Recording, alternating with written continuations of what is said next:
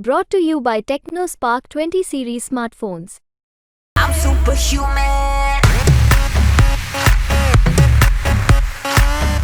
सलमान खान का डायलॉग याद आता है वैसे तो देश की राजनीति देखकर, मगर राजस्थान में भी कुछ कम तेज नहीं हो चली है कि इतना छेद करेंगे कि कंफ्यूज आ जाइएगा, साहस कहां से लें और dash dash dash. Prahlad Gunjal का भी एक वक्त था, वो वक्त बीत गया है क्योंकि बार बार खून की नदियां बहा देंगे, हवा रोक देंगे, बादल तरसा देंगे, बांध तोड़ देंगे।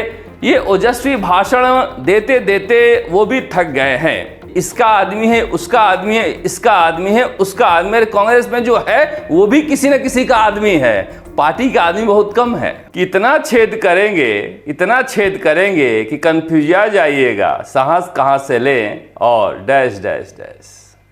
अब नेताओं ने इतनी अदला बदली कर ली, इतने छेद कर दिए अपने पार्टी के नाव में कि पता नहीं चल पा रहा है कि ये नाव डूबने वाली है या डूब गई है।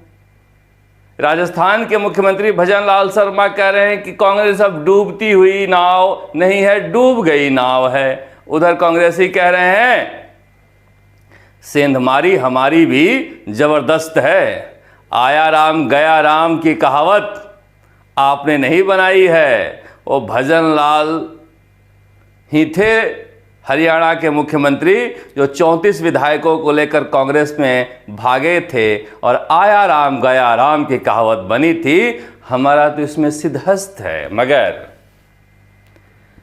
कांग्रेस में आया राम और गया राम को लेकर झगड़ा बहुत है।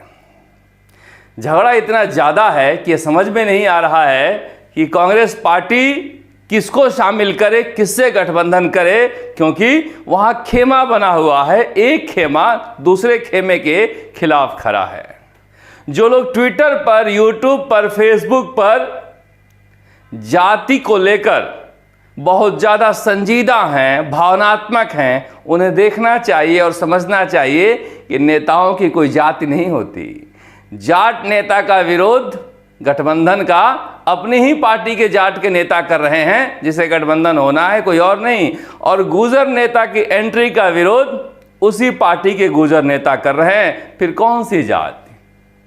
हर किसी का अपना अपना लक्ष्य है और अपनी अपनी डफली, अपना अपना राग है।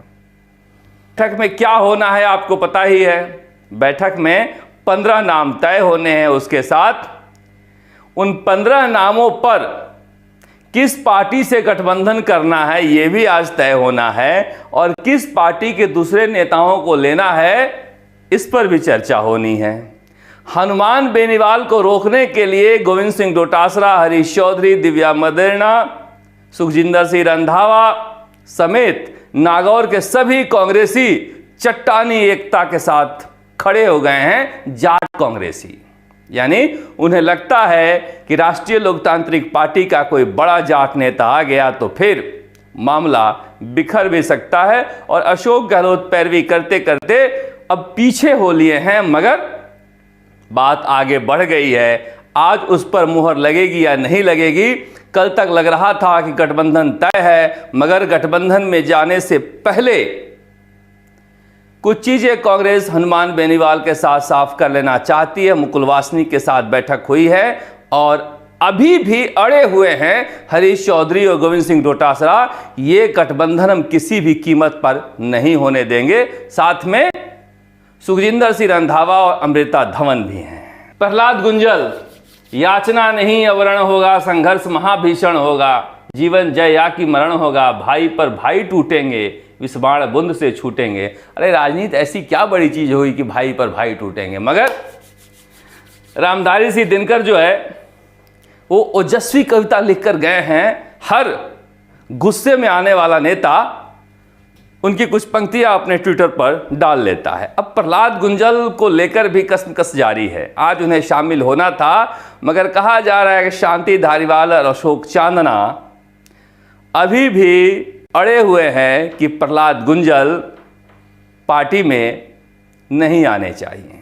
अशोक चांदना तो अभी भी नैनवा में मीटिंग कर रहे हैं और गोविंद सिंह डोटासरा और रंधावा के जरिए सीईसी में फैसला कराने में लगे हैं कि एक ही नाम कांग्रेस ने तय किया है अशोक चांदना का, तो वही लड़ ले, प्रहलाद गुंजन की क्या जरूरत है। मगर प्रहलाद गुंजन को लेकर सचिन पायलट और दूसरे नेताओं ने बातचीत कर ली है, तभी प्रहलाद गुंजन ने छोड़ने का ऐलान किया है। अगर आज सीईसी की बैठक में मुहर लग जाती है, जिसकी 100% गुंजाइश है, तो प्रहलाद गुंजन शामिल हो जाएंगे कांग्रेस में।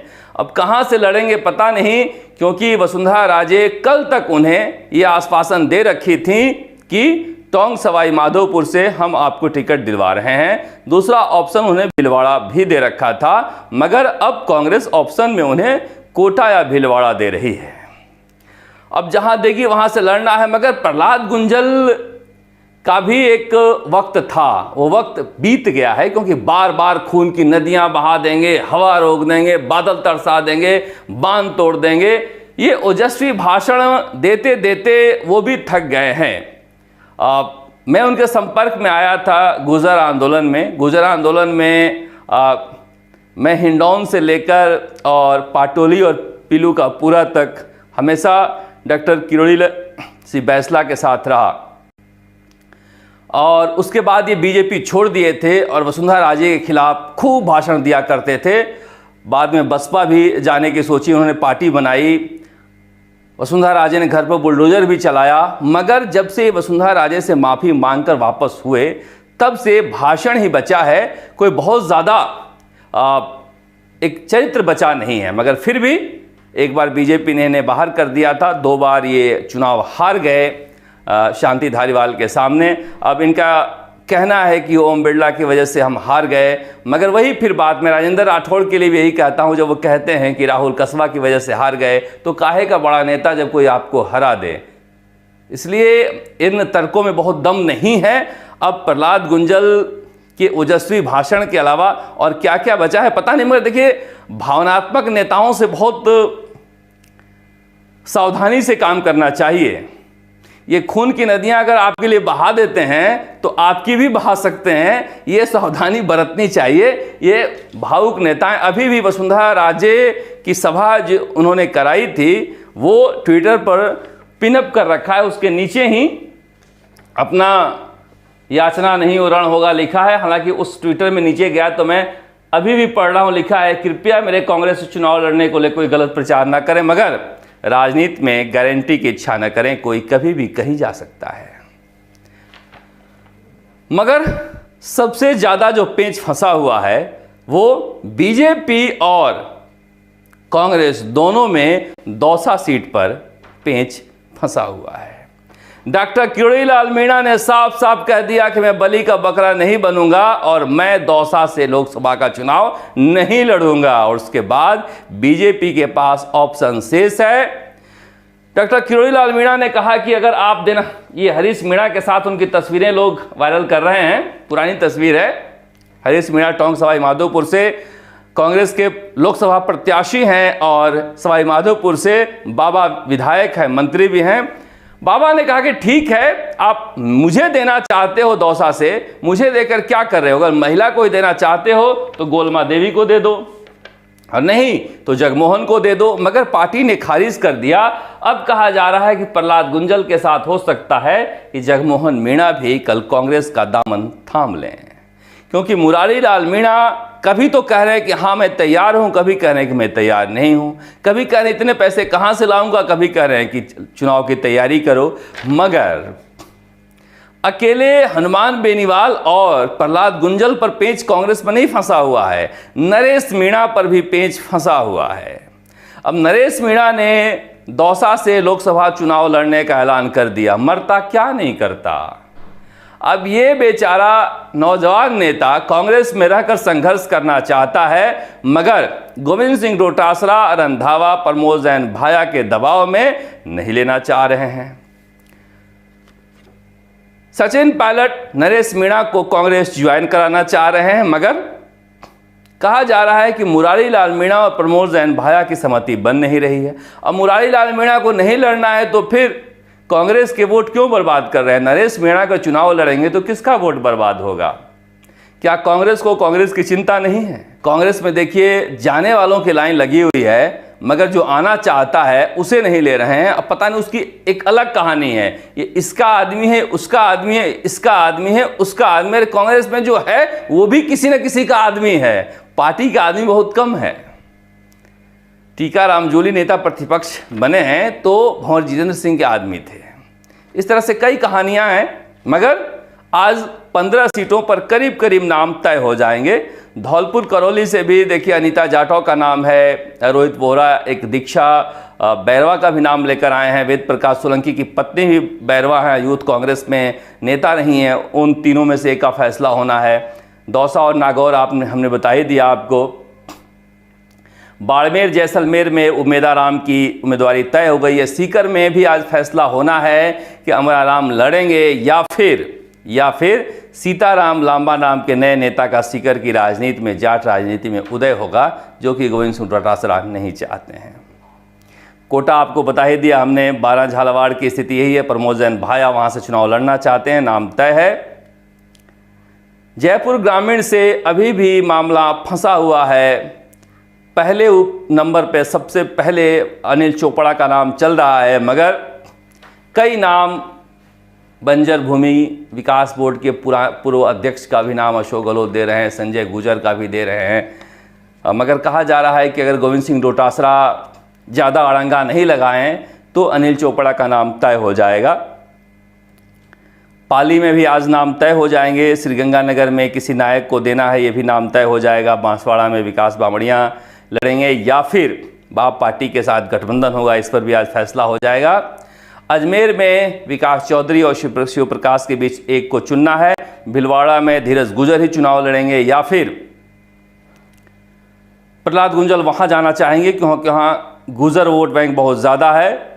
राजसमंद में भी कहा जा रहा है कि सुरेश रावत या किसी को टिकट दिया जा सकता है। वहाँ पर भीम से जो पूर्व विधायक है या फिर उनके पिताजी को भी दिया जा सकता है। यहाँ से कार्तिक चौधरी हैं, उनका नाम भी सचिन पायलट ले रहे हैं, पता नहीं उन्हें टिकट मिलेगा नहीं मिलेगा। बीजेपी में भी करीब करीब नाम तय हो गए हैं। दौसा से या तो मौजूदा सांसद जसकौर मीणा या उनकी बेटी चुनाव लड़ेंगी, ये करीब तय हो गया है। टोंक सवाई माधोपुर से भी कहा जा रहा है अलका गुजर का नाम सबसे ऊपर चल रहा है। जयपुर का पेंच फंसा हुआ है, जो जयपुर में किसी नए ब्राह्मण नेता का भी नाम चल रहा है। वैसे बहुत सारे कार्यकर्ताओं का नाम चल रहा है। भजन लाल शर्मा जिसका तय कर देंगे मिल जाएगा। जयपुर ग्रामीण से लालचंद कटारिया, बगड़ी और अभी भी राखी राठौड़ का नाम है। श्री गंगानगर से फीडबैक आ रहा है कि निहाल चंद के अलावा किसी और को दे दो तो जीत जाएंगे, मगर समस्या ये है कि निहाल चंद के बारे में लोग कह रहे हैं कि उनके अलावा कोई नेता भी नहीं है। अब निहाल चंद, मनोज राजौरिया को जब टिकट दिया गया था, रामचंद्र बोहरा को, तो कितने बड़े नेता थे। तो बीजेपी तो नेता बना देती है, इसलिए बहुत ज़्यादा उसको लेकर झंझट नहीं है। झुंझुनू में हर्षनी कुन्हरिया नाम है और संतोष अलावत का भी नाम चल रहा है, सुभाष पुनिया का भी नाम चल रहा है, या फिर जो चौधरी अभी राजेंद्र गुढ़ा के सामने चुनाव लड़ रहे थे, उनका भी नाम चल रहा है। भीलवाड़ा से कोई नया चेहरा आएगा या वही सुभाष बहरिया रहेंगी। राजसमंद से और अजमेर से दोनों जगह वहाँ पर सतीश पूनिया और राजेंद्र राठौड़ के नाम को लेकर चर्चा चल रही है कि क्या करना है, इन्हें ही रखना है या कोई नए व्यक्ति को देना है। कांग्रेस और बीजेपी के अंदरूनी मसलों को लेकर जो भी कहानी नमूदार होगी हम आपके सामने पेश करेंगे। आप देखते राजस्थान तक। नमस्कार, जयपुर से शरद।